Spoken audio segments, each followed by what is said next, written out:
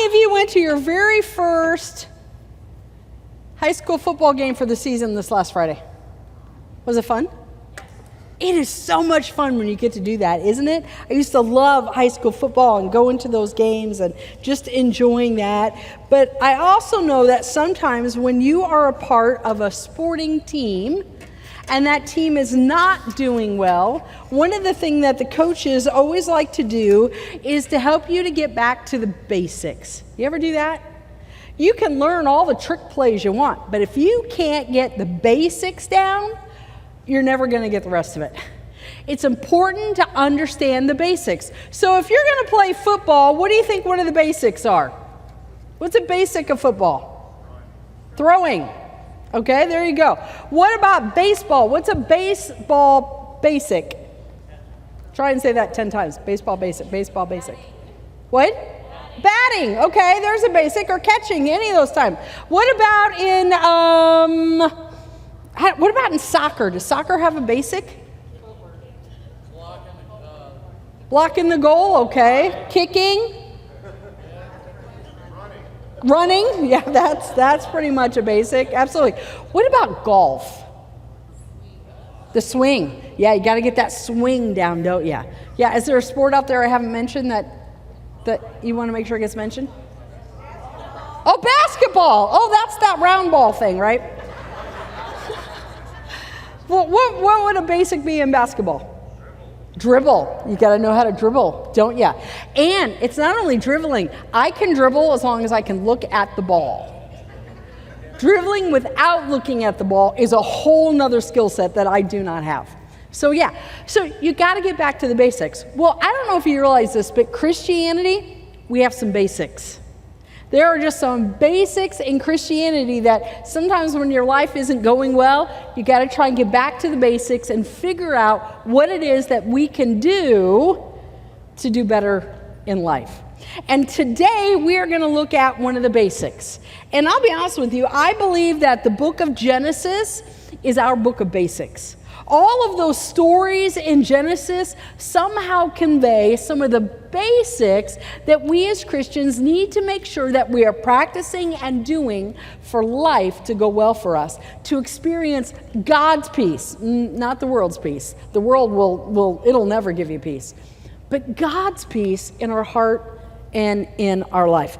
So the basic that I want to talk about with this last story in Genesis. I cannot believe we are ending Genesis. We're going to be going on to Exodus and looking at Moses next week. The basic is extending forgiveness to others. That's a basic for Christians. We are called to extend forgiveness to others. But for some reason, sometimes we really mess up in that basic. We have a hard time extending that forgiveness to somebody else because, to be honest, it doesn't always seem right. We sit there and we look at the situation and we're like, no, this situation demands justice. There should be a repayment. There should be some sort of punishment for whatever the person has done wrong to us. We shouldn't forgive them. That's not right. There should be justice for this. And sometimes we really want retaliation. And we may not say it publicly. We may know the right Christianese to say, but our heart is like, I want justice. I want to make sure that there's some sort of retaliation in this situation. But the problem is, you and I, if you know the basics, realize retaliation is not on us. Justice is not on us. That's God's role, not our role. No matter what somebody has done to us, our job is to offer forgiveness, not to seek retaliation and not to seek what we might see as justice. We've got to leave that in God's hands. And that is hard to do. That's why it's a basic.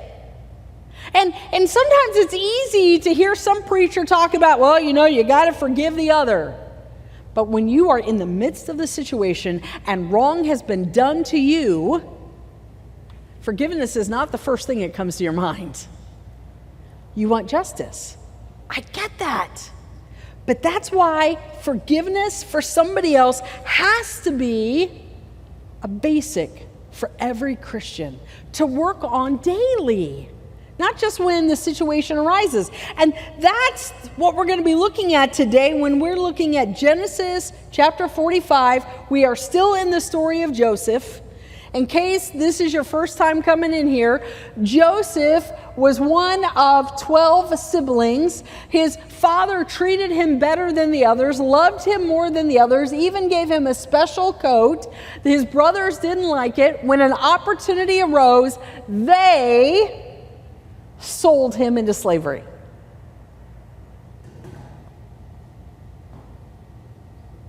That is not a very good family dynamic.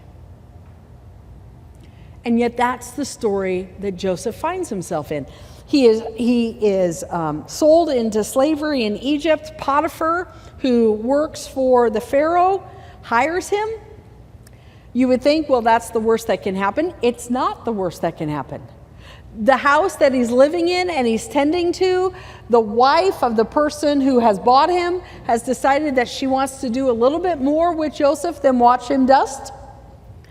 He doesn't want to do it. She gets angry. She lies and says that he's done stuff that he doesn't do. His owner throws him in prison. And he's in prison for years. Years. Think about this.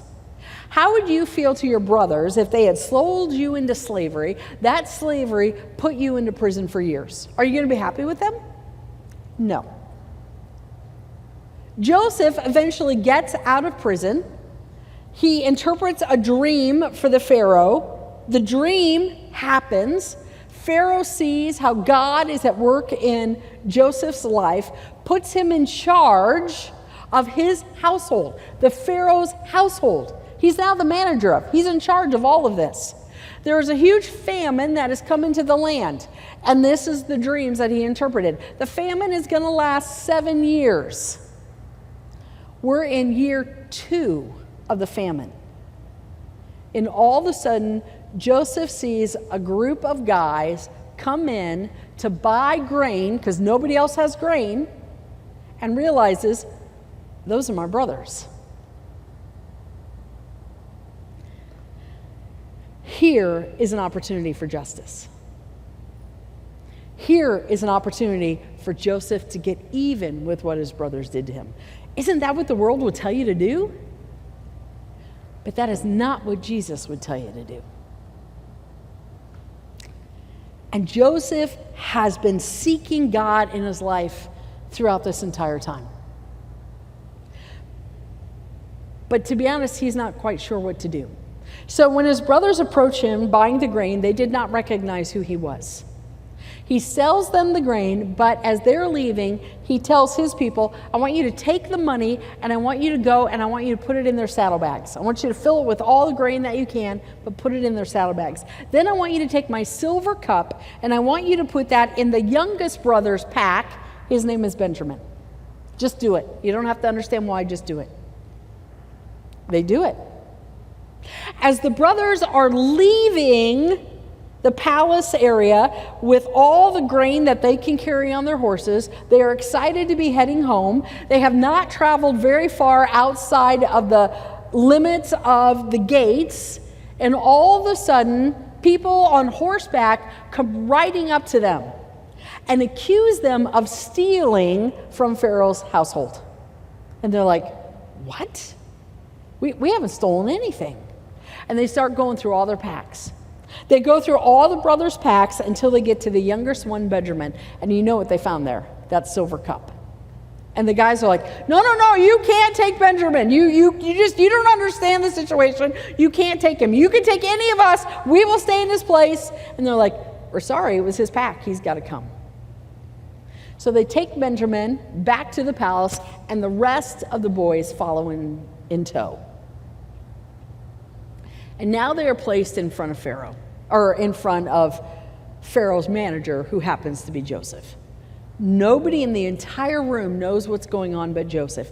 This is the opportunity. This is his opportunity to take all of these men who sold him into slavery and put him to prison. Here's where he gets his justice. Now he can throw all of them in jail for stealing. Justice is about to hit the fan. But instead, you're not going to believe what Joseph does instead. I want you to hear this from Genesis chapter 45. As those young men are standing in front of him, knowing that they are going to go to jail and never see their father again. And here's what happens. Joseph could stand it no longer. There were many people in the room, and he said to the attendants, "Out, all of you!" So he was alone with his brothers when he told them who he was. Then he broke down and wept. Can you believe this? He broke down and wept. This was his opportunity for the greatest justice ever. And what's he do? He breaks down and he weeps. He wept so loudly, the Egyptians could hear him. And word of it quickly carried to Pharaoh's palace. "I am Joseph," he said to his brothers. "Is my father still alive?" But his brothers were speechless. They were stunned to realize that Joseph was standing there in front of them. "Please come closer," he said to them. So they came closer. And he said again, "I am Joseph, your brother, whom you sold into slavery in Egypt." Oh, it's coming, it's coming. "But don't be upset, and don't be angry with yourselves for selling me to this place. It was God who sent me here ahead of you to preserve our lives." What? This was the greatest opportunity. And what is Joseph doing? Saying, "No, don't take the blame yourselves. This was God at work."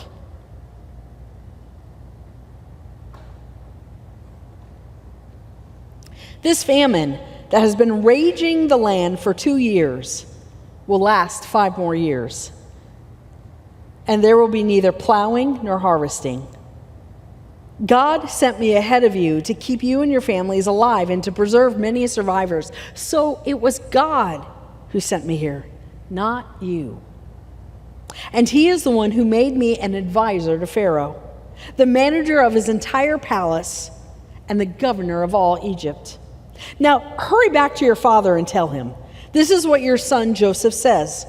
God has made me master over all the land of Egypt. So come down to me immediately, you, your grandchildren, your flocks and herds, everything that you own. I will take care of you there. For there are still 5 years of famine ahead of you. Otherwise, you, your household, and all your animals will starve.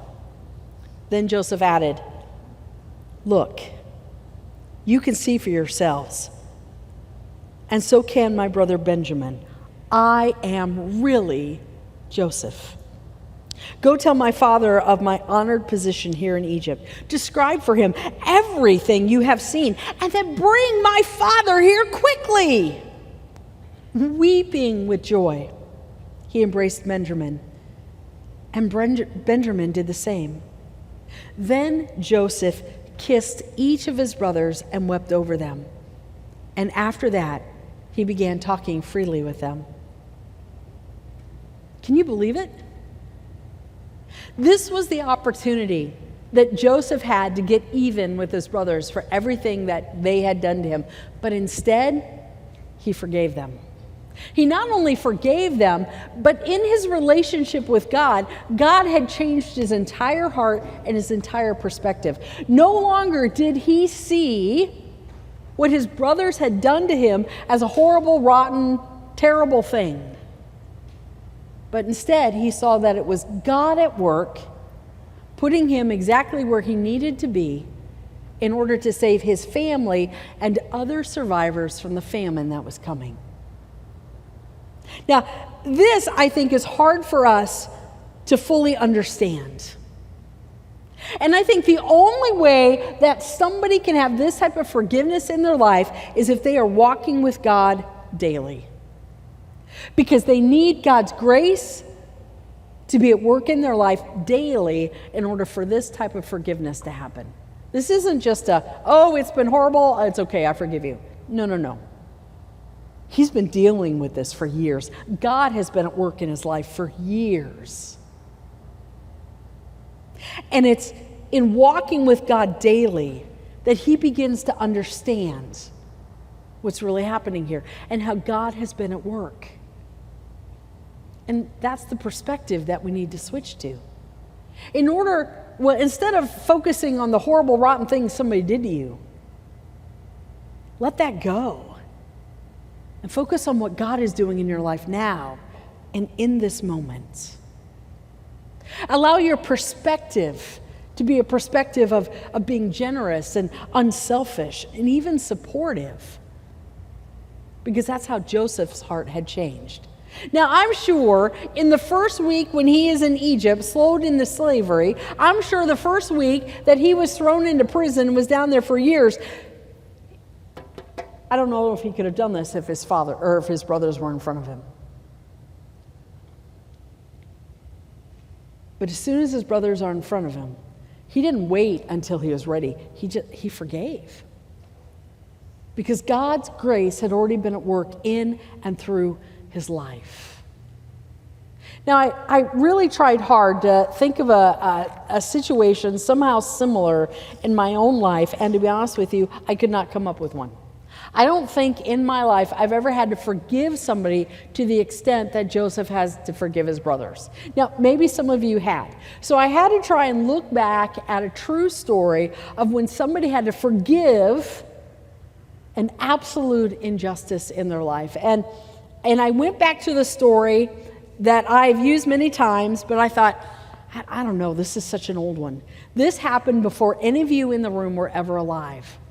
But this is an absolutely true story. And the story you will recognize. Some of you had to read this story when you were in school. And it's the story of Corrie ten Boom. Do you remember that story? Some of you may know her, some of you may not. So let me just update you real quick. Corrie ten Boom and her family, when she was a young girl, hid in a house. The book is called The Hiding Place.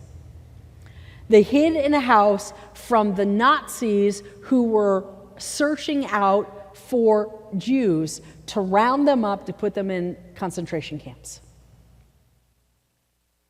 For years, they had to stay quiet, hiding behind the walls so that the Nazis would not find them. Eventually, they are found. This is not a happy ending for the family.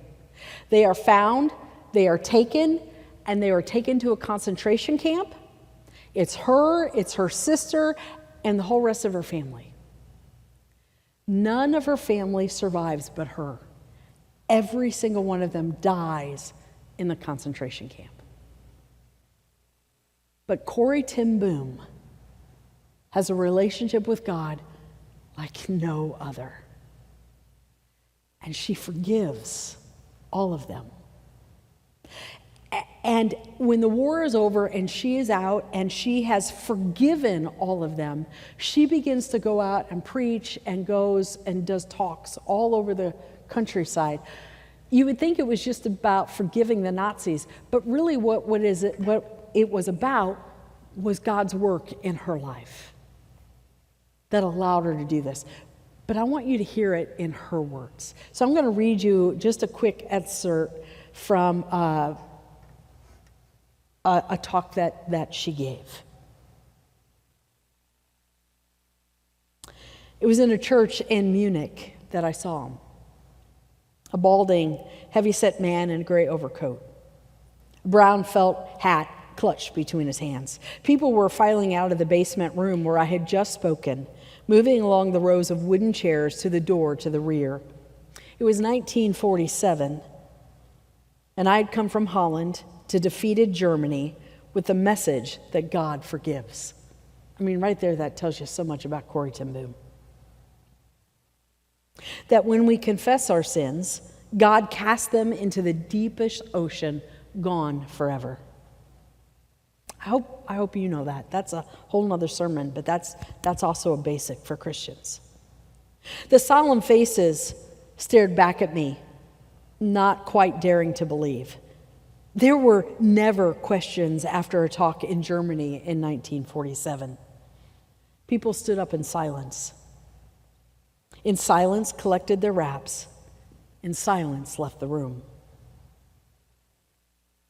And that's when I saw him, working his way forward against the others. The Ravensbrück memories came back with a rush.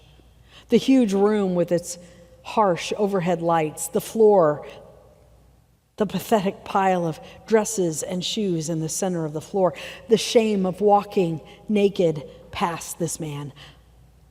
I could see my sister's frail form ahead of me, ribs sharp beneath the parchment skin. Betsy, how thin you were. The man who was making his way forward had been a guard, one of the most cruel guards, and he was now in front of me, hand thrust out, a final message. Fräulein, how good it is to know that, as you say, all sins are cast to the bottom of the sea.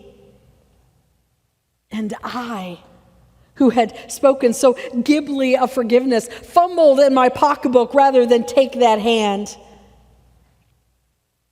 He evidently did not remember me, but I remembered him, and the leather crop swinging from his belt. I was face to face with one of my captors, and my blood seemed to freeze. You mentioned Ravensbrück in your talk, he was saying. I was a guard there. But since that time, I've become a Christian.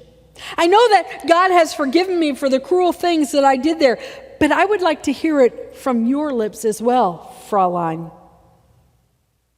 And again, the hand came out. Will you forgive me? And I stood there. I, who sinned, had again and again been forgiven and could not forgive. Betsy, my sister, had died in that place. Could he erase her slow, terrible death simply by asking? It was the most difficult thing I ever had to do, but I had to do it. I knew that. The message that God forgives has a prior condition, that we forgive those who have injured us.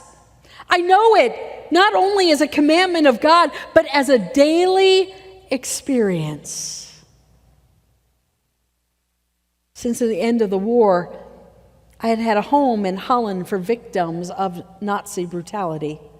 Those who were able to forgive their former enemies were able to also return to the outside world and rebuild their lives, no matter what the physical scars. Those who kept their bitterness remained invalids. It was as simple and as horrible as that. And still, I stood there with coldness clutching my heart. Jesus, help me! I prayed silently. I can lift my hand. I can do that much. You supply the feeling. And so, woodenly, mechanically, I thrust my hand into the one stretched out to me. And as I did, an incredible thing took place. The current started in my shoulder, raced down my arm, sprang into our joined hands. And then this healing warmth seemed to flood my whole being, bringing tears to my eyes. I forgive you, brother, I cried, with all of my heart. For a long moment, we grasped each other's hands, the former guard and the former prisoner. I had never known God's love so intensely as I did then. That's the end. What an incredible story about forgiveness. To the one who was not only her captor, but the one who helped kill her sister Betsy, who used that crop hanging from his belt on the flesh of people who didn't deserve any of it. And yet she forgave him. And you know the thing I think that's incredible here is she didn't wait for the feeling to come. She didn't wait until her heart was ready to forgive him. She knew that was not the answer. She knew she had to forgive first, and then God would empower the feelings to come. So often I will hear people talk about, I'm not ready to forgive. My hurt is still too deep. My pain is still too great. And I cannot so often in that moment convey to them, it is not about your pain. It is not about the depth of what has happened to you. It is about the power of Jesus at work in you that allows the feelings to come when you forgive. It is a basic of Christianity. And it is not easy. Ephesians 4:31 and 32 says this: get rid of all bitterness, rage, anger, harsh words, and slander, as well as all types of evil behavior. Instead, be kind to each other, tenderhearted, forgiving one another, just as God through Christ has forgiven you. Joseph forgave his brothers. And because he forgave his brothers, when they were in front of him, he was able to embrace them, cry with them, hug them. Because God was at work not only in him, but in every one of his brothers. If you don't have to believe me because I'm saying it. It's in the Word of God. Just go back one chapter and read what his brother says. And you'll see how God has not only changed the heart of Joseph, but God has changed the heart of the brothers as well. And we may not know how God has been at work in the life of the other.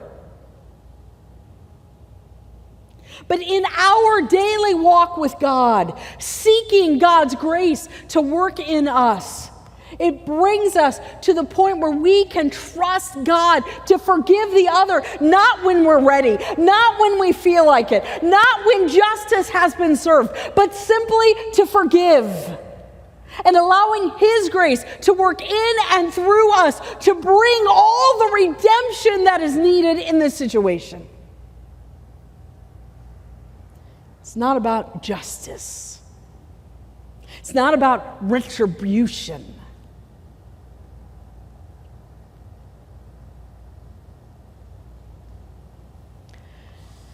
It's about the work of Jesus Christ's grace in us to bring peace. And nothing more. Our daily walk with God brings greatness in us. Through a sweet spirit, through humility, through forgiveness, and allowing us to support fellow human beings. Not because they deserve it, because God says forgive. Never base your life on what the other deserves, but base it on the grace of Jesus Christ that has been poured into you, that you are called to pour into others. It's one of the basics and one that we need to practice regularly. I'm going to pray as the band comes up and gets ready to close us out. Loving and gracious God, Lord, I don't know where anyone is in the room right now. I don't know their heart. But Lord, I want to pray for the ones right now that are still seeking justice. I want to pray for the ones, Lord, who still carry the hurt and the bitterness inside, who are still looking for retribution.